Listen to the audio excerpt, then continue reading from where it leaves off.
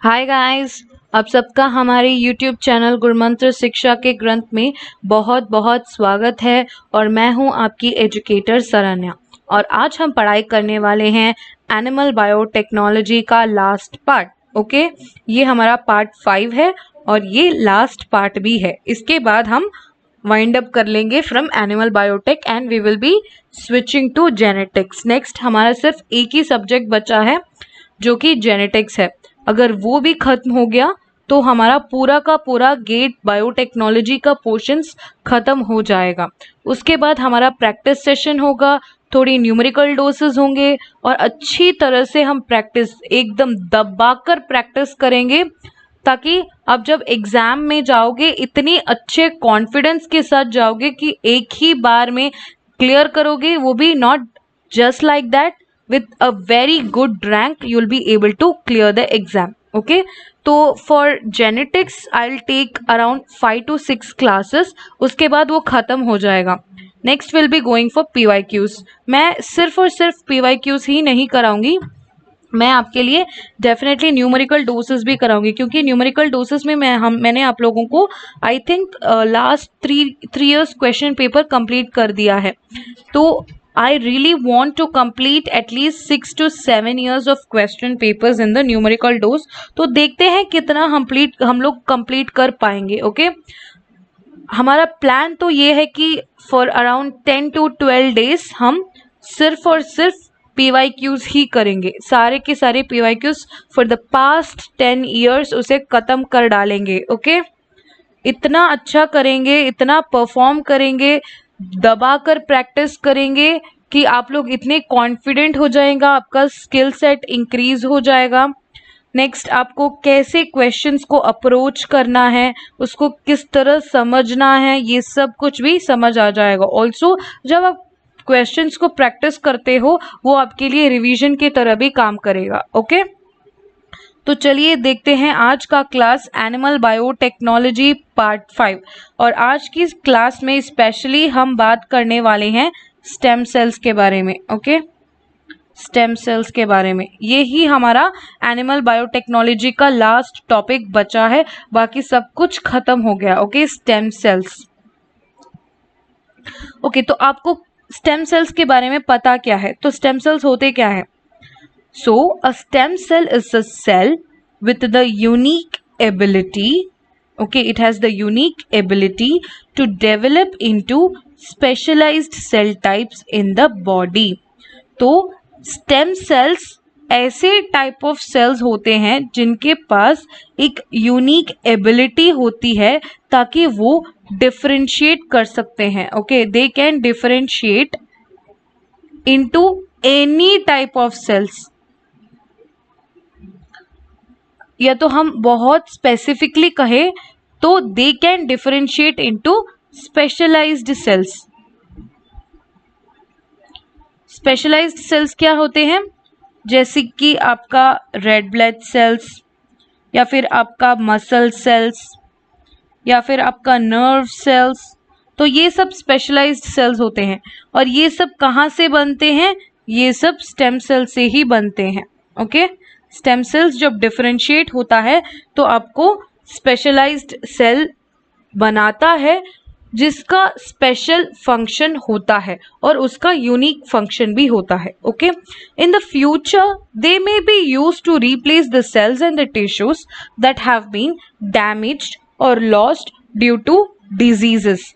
तो stem cells इतने काबिलियत की चीज होते हैं कि वो फ्यूचर में टिश्यू को रिप्लेस और ट्रांसप्लांटेट करने के लिए भी यूज कर सकते हैं। जैसे कि कोई डैमेज्ड टिश्यू या फिर सेल्स हो या फिर कुछ भी लॉस्ट टिश्यूज या सेल, उनको हम रिप्लेस कर देंगे तो वो ऑर्गन अच्छी तरह से काम करना शुरू कर देगा। ओके, जैसे कि वो पहले काम करता था।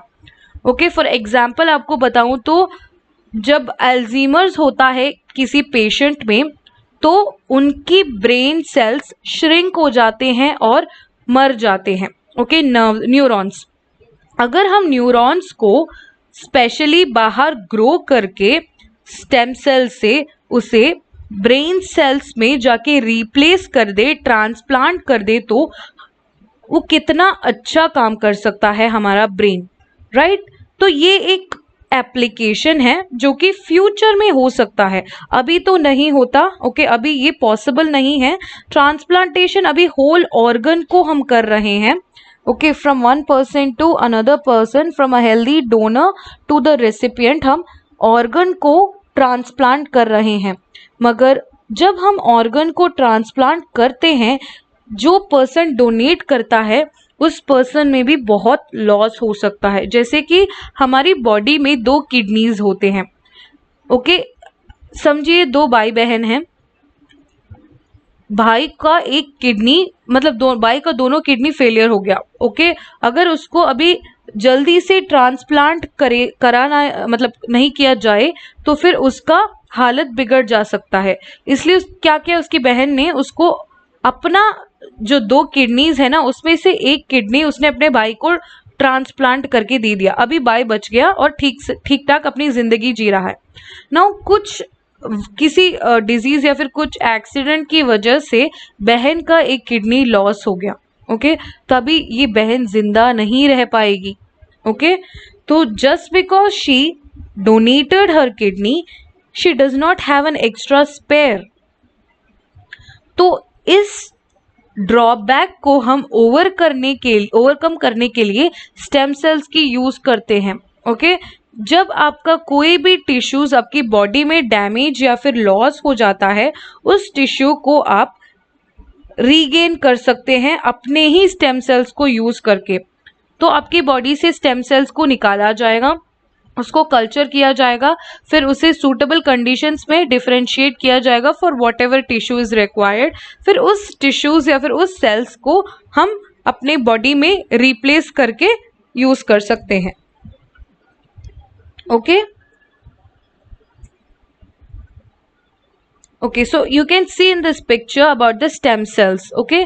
यहाँ आप देख सकते हैं, इसमें इस पिक्चर में एक सबसे ज़्यादा इम्पॉर्टेंट प्रॉपर्टी बताई गई है कि जब एक स्टेम सेल डिवाइड होता है तो 2 टाइप के सेल्स बनते हैं, जो कि सबसे ज़्यादा यूजुअल चीज़ होती है। जब एक सेल डिवाइड करता है so it will give rise to 2 daughter cells, okay. मगर स्टेम सेल की एक खासियत है कि जब स्टेम सेल डिवाइड होता है, जो कि ये एक स्टेम सेल है, it will give rise to 1 stem cell, दूसरा सेल डिफरेंशिएटेड होगा, ओके, दूसरा सेल डिफरेंशिएटेड होगा, जैसे कि मसल सेल भी हो सकता है। जब स्टेम सेल डिवाइड करता है तो आपको मिलेगा एक स्टेम सेल और दूसरा डिफरेंशिएटेड सेल। तो our body is made up of many different types of cells, okay. Most cells are specialized to perform a particular function such as RBC। तो हमारी बॉडी में बहुत सारे different types of cells and tissues present है, okay। हर एक का अपना एक फंक्शन है। जैसे कि RBC के बारे में बात करेंगे तो RBC क्या होता है, रेड ब्लड सेल्स, जो कि हमारी बॉडी में ऑक्सीजन की ट्रांसपोर्ट करने के लिए बहुत काम आते हैं। मगर RBCs जब मैच्योर हो जाते हैं उनके पास न्यूक्लियस नहीं होता, तो वो डिवाइड कैसे करेंगे? अगर न्यूक्लियस नहीं होगा तो सेल डिवाइड कैसे करेगा? तो ऐसे टाइप ऑफ मैच्योर आरबीसीज मर जाते हैं विदाउट इवन डिवाइडिंग। तो उनको रिप्लेस करने के लिए हमारी बॉडी की स्टेम सेल्स और ज्यादा आरबीसीज बनाती है, ओके। आरबीसीज डिवाइड नहीं करते मगर स्टेम सेल से ही डायरेक्टली बनना शुरू कर देते हैं, ओके। तो stem cells provide a new cells for the body as it grows and replace the specialized cell that are damaged or lost। तो स्टेम सेल के पास 2 यूनिक प्रॉपर्टीज होती है जो उन्हें स्टेम सेल्स बनाती है। एक चीज ये है कि वो अपने आप को सेल्फ रेन्यू कर सकते हैं, okay, they can renew themselves. Second, they can differentiate into different types of cells, okay. Self renewal एक प्रॉपर्टी है, दूसरा डिफरेंशिएशन।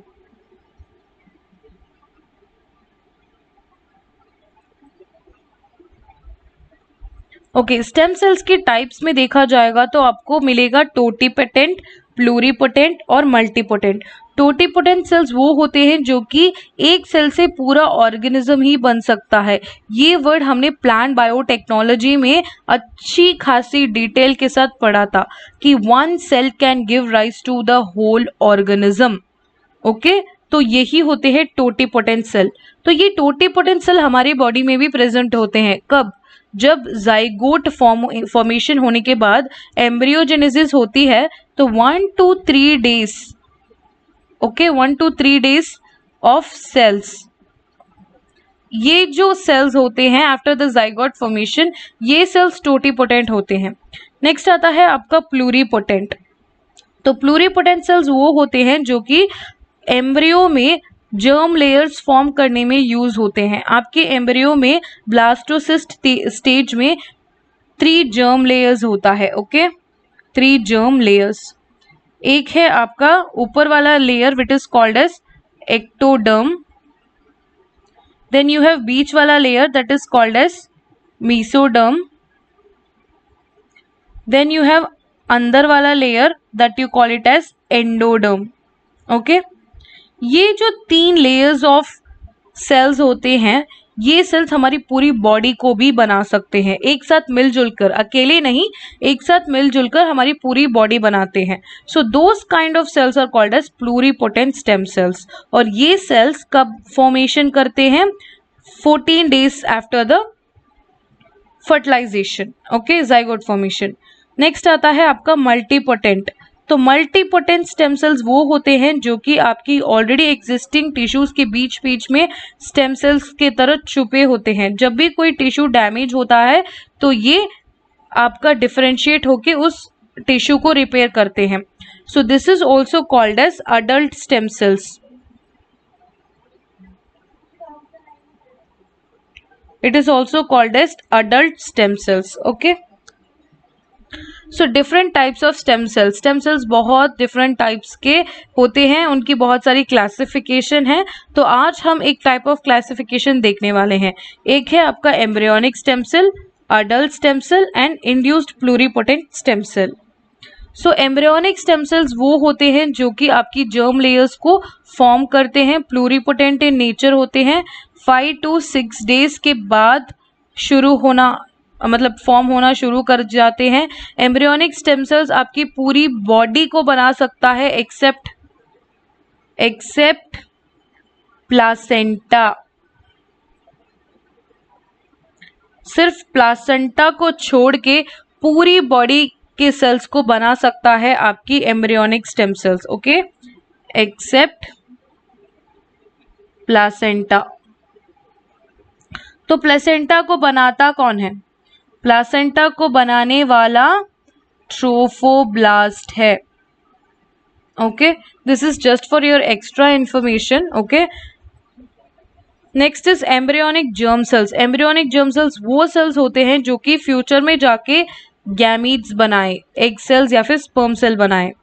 अडल्ट स्टेम सेल्स वो होते हैं जो कि अनडिफरेंशिएटेड सेल्स हैं। कहाँ प्रेजेंट होते हैं? स्पेशलाइज्ड सेल के बीच बीच में, जैसे कि ये सब स्पेशलाइज्ड सेल्स है, ओके, ये सब स्पेशलाइज्ड सेल्स हैं। तो इन स्पेशलाइज्ड सेल्स के बीचों बीच आपका एक स्टेम सेल भी प्रेजेंट है, ओके। जब यहाँ की टिश्यूज गायब होना शुरू कर जाते हैं तो ये सेल डिवाइड होने लगता है। तो ये सेल डिवाइड होके आपको उस एरिया को रिप्लेस कर देता है। तो इस डायग्राम में आपको क्लियर आइडिया मिल जाएगा कि प्लूरिपोटेंट स्टेम सेल्स क्या होते हैं, मल्टीपोटेंट और स्पेशलाइज्ड सेल्स क्या होते हैं। तो pluripotent stem sales embryonic stem sales होते हैं जहाँ की आपके डिफरेंट जर्म लेयर्स के मिलते हैं, जैसे कि एक्टोडर्म, मेसोडर्म और एंडोडर्म, ओके। नेक्स्ट आता है आपका मल्टीपोटेंट, जो कि कुछ डिफरेंट टाइप्स ऑफ सेल्स को दे सकते हैं। Example is adult stem sales.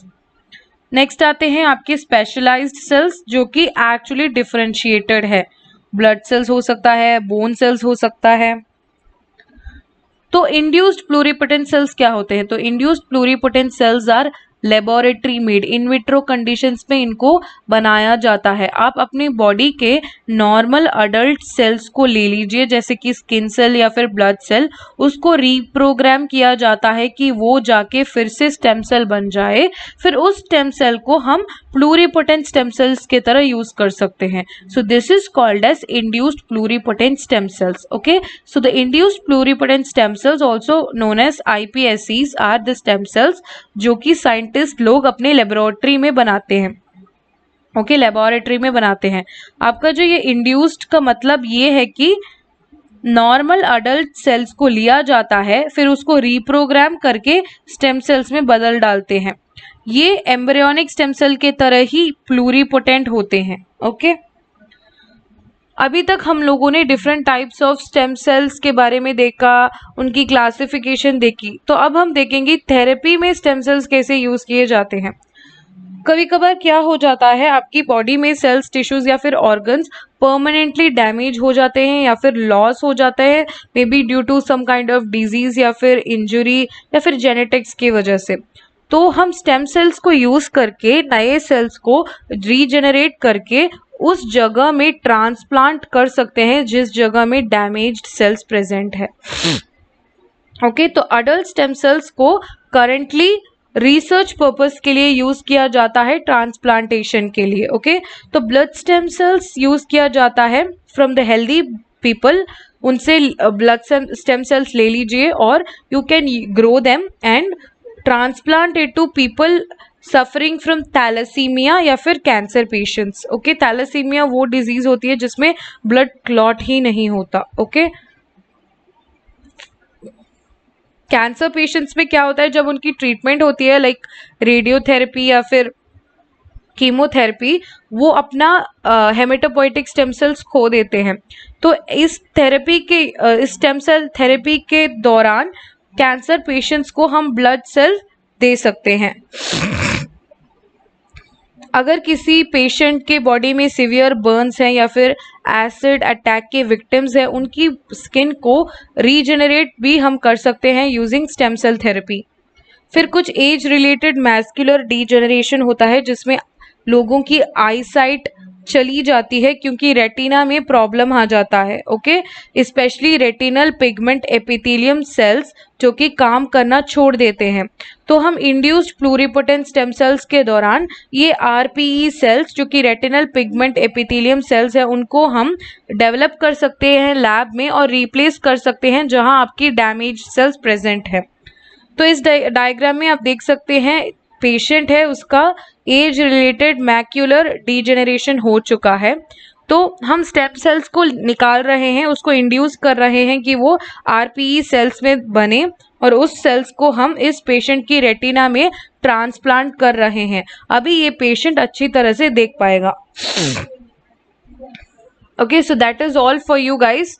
हमने स्टेम सेल्स के बारे में देखा, डिफरेंट टाइप्स के बारे में देखा और उसकी एप्लीकेशंस भी देखी, स्टेम सेल थेरेपी भी देखा। Okay, that is all for you guys today. हमने एनिमल बायोटेक्नोलॉजी आज खत्म कर दिया है। Next we will be going on to genetics. Okay, so अगर आप CSIR नेट के एस्पिरेंट हैं और चाहते हैं कि आप अनअकैडमी में सब्सक्रिप्शन ले लें, तो आप ले सकते हैं by following Neha Taneja ma'am. Okay, you will get daily live classes, structured courses, live test and quizzes and unlimited access. तो ये है आपकी प्राइसिंग डिटेल्स, आप देख सकते हैं आराम से।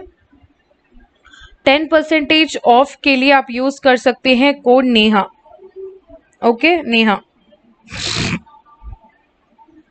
Like, share and subscribe to our YouTube channel गुरुमंत्र शिक्षा का ग्रंथ। आप हमारे वीडियोस में कमेंट करके बता सकते हैं कि आपको हमारी वीडियोस कैसी लगी, यूजफुल लगी, आप क्या एंजॉय कर रहे हैं। जो भी आपका एक्सपीरियंस है आप हमें बता सकते हैं, या फिर कोई आप इम्प्रूवमेंट चाहते हैं वो भी बता सकते हैं, क्योंकि हम यहाँ बैठे ही हैं कि आपके लिए हम सेवा कर सके। तो whatever is your requirement you can tell us, we are here to help you, ताकि आप अपना गेट एग्जाम फर्स्ट अटेम्प्ट में टॉप 100 रैंक्स में क्लियर कर सके। ओके, तो आप हमारी टेलीग्राम पेज में भी ज्वाइन कर सकते हैं जहां आपको रेगुलर अपडेट्स मिलती रहेंगी क्लासेस के बारे में। रोज पोस्ट करती हूं मैं, if you guys see it. Okay, आप हमारी फेसबुक पेज या फिर वेबसाइट को चेकआउट कर सकते हैं। अगर आपके पास कोई भी क्वेरीज हो तो आप हमें मेल कर सकते हैं या फिर कॉल भी कर सकते हैं। Okay, so thank you so much guys, have a nice day and always keep smiling.